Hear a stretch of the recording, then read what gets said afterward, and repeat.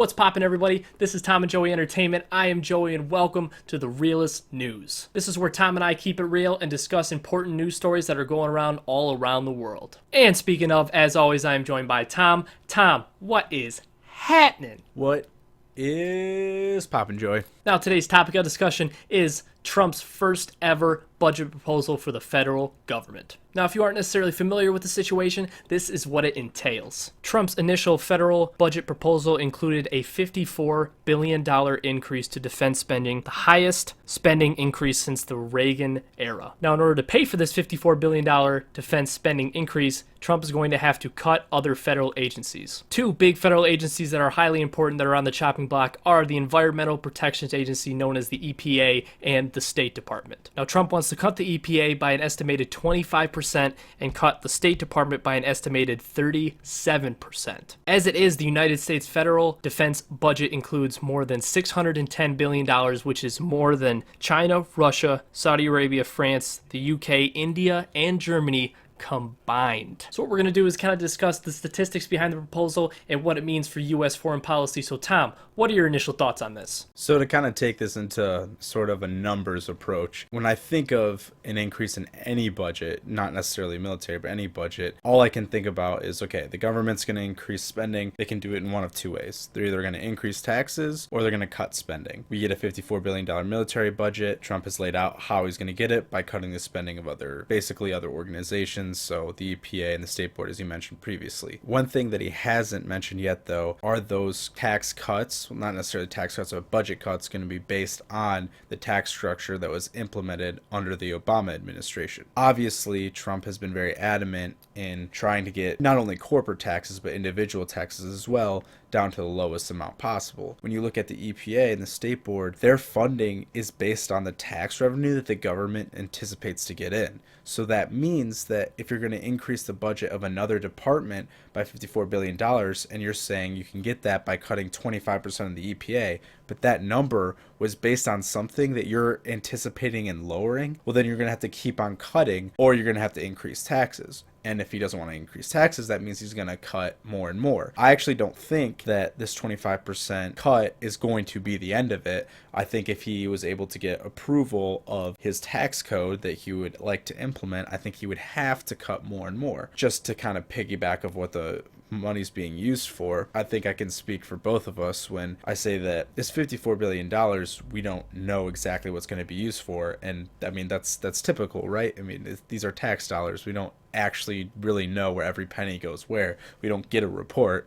A lot of us would probably, including myself, would like to see that, but we never will. That $54 billion, and this is going for vet programs, for helping transition from war life to regular life, for jobs for veterans, for health benefits, any sort of assistance to our veterans. 1,000% I'm in. We owe our veterans everything we can, any resource we have. They've sacrificed so much for us. I think it's the least we can do in return. However, like I said previously, we don't know what that money is going to be used for, and Trump has insinuated that it's going to be used for getting better equipment because he has stated that we lack that equipment that is the best in the business, which is just flat out not true. Now, I'm not saying he's lying. I'm just saying if you talk to any military officials, if you talk to anyone in the Marines, Army, any of the corps, you'll know that we have the best of the best. These people that he uses as the enemy, which is in his eyes ISIS, they aren't riding around in stealth bombers and Humvees. They don't have those resources. They don't have those capabilities. If that money's being used for R&D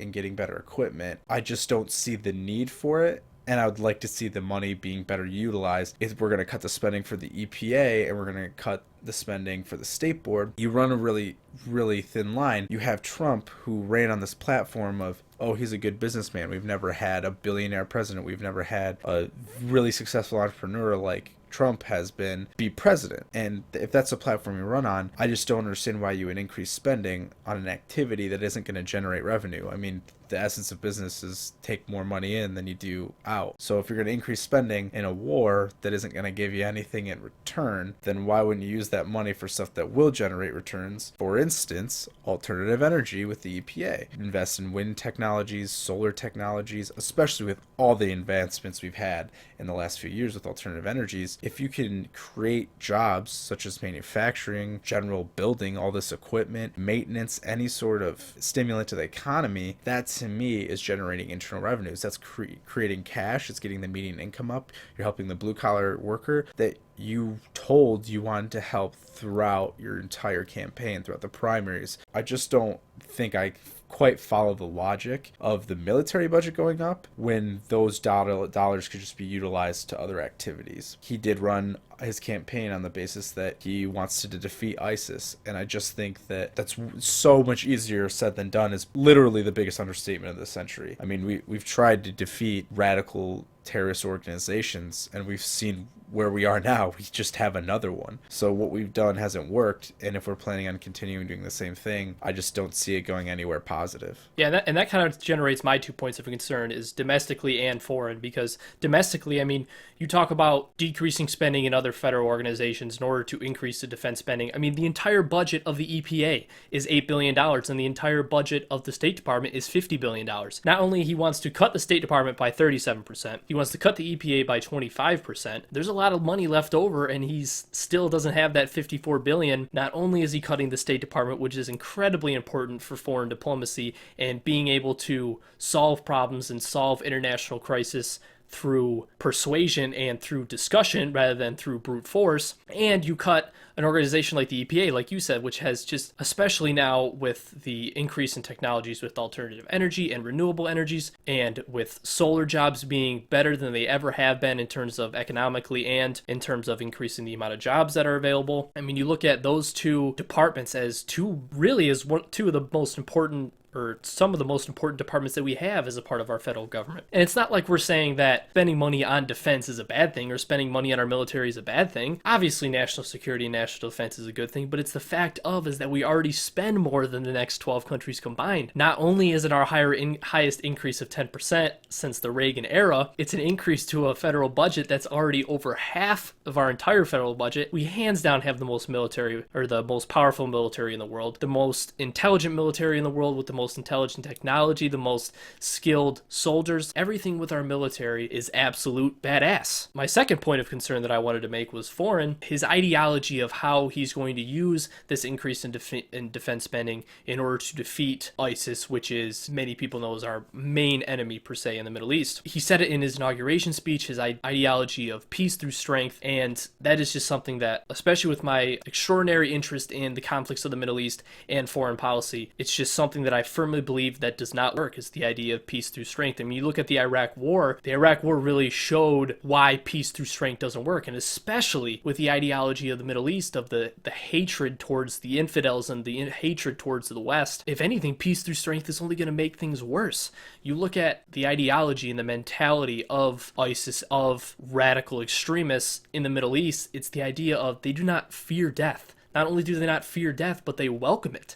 They suicide bomb themselves. They strap vests onto themselves. They put bombs into cars. So how the hell are you supposed to defeat an enemy not only that has the territorial advantage in the Middle East? God knows that there's a gigantic territorial advantage, but the idea that an enemy that doesn't fear death, how are you supposed to destroy an enemy like that through brute strength, through the idea of peace through strength? Trump's national security advisor is definitely something that gave me a little sort of hope, because he was talking about how saying the words radical Islamic terrorism only hurts the effort in the Middle East to solve the problem. And that really gave me a source of hope, because it gives me a sense that somebody actually knows what's going on in the Middle East. Because like you said, you look at multiple instances in history where we've had conflicts with the Middle East and it's only made things worse. I mean, you look at Al-Qaeda was the main proponent of 9/11, and then we went into Iraq, even though 14 of the 19 hijackers on 9/11 were Saudi Arabian.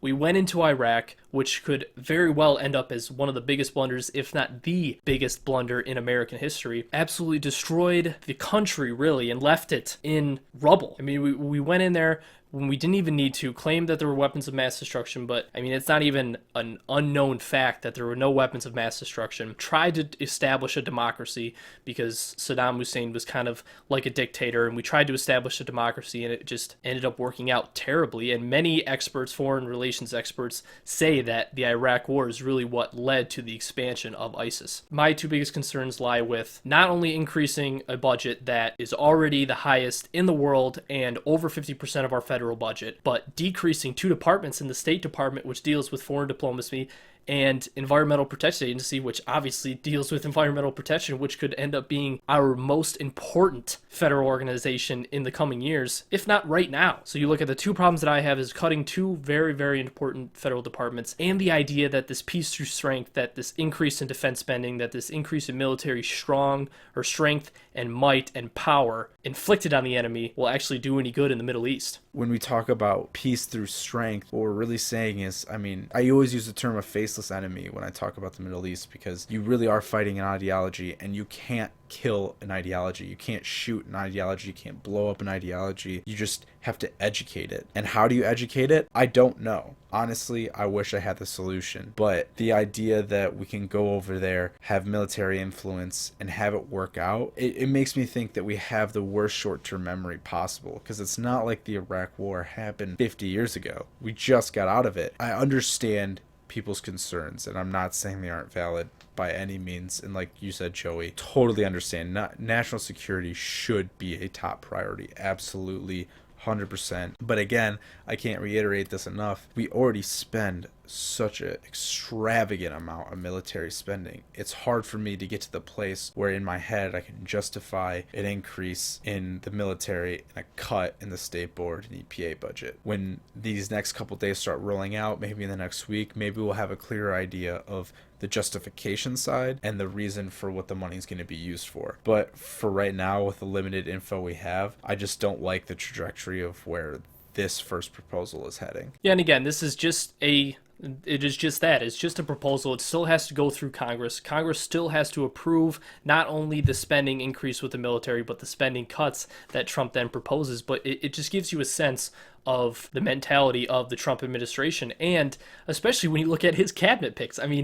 Scott Pruitt, the head of the EPA, when he was an attorney general in Oklahoma, he sued the EPA several times. So not only you have a head of an EPA that wanted to dismantle it, Rick Perry, the head of the Department of Energy, he wanted to dismantle that. And you look at kind of this pattern in Trump's administration where he's appointing these high cabinet positions to departments that they wanted to maybe not dismantle completely like Pruitt and Rick Perry, but even just lessen their influence. You not only have Trump with his ideology of increasing military spending, and this is not just a simple $5 to $10 billion increase. This is the highest increase since Ronald Reagan was president. And when Ronald Reagan was president, it was the Cold War. You look at the Cold War when Reagan was president, to put it in simple terms, it was all about who had the biggest dick when it comes to the military. You had videos shown in elementary schools of kids having to get under their desk because of threat of nuclear war.